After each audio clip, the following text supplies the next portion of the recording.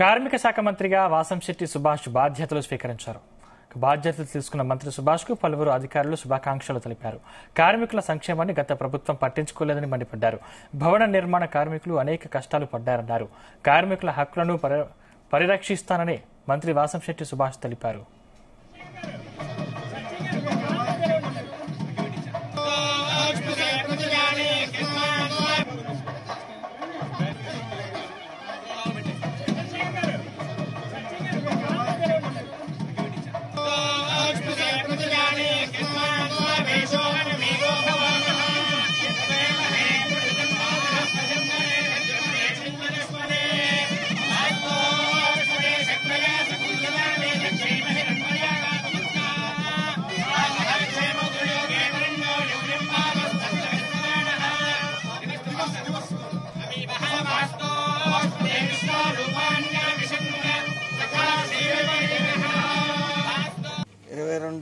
కేంద్ర మరియు 4 రాష్ట్ర చట్టాలను అమలు చేస్తూ కార్మికుల హక్కులను, కార్మిక కష్టాలను గుర్తిస్తూ ఈ కార్మిక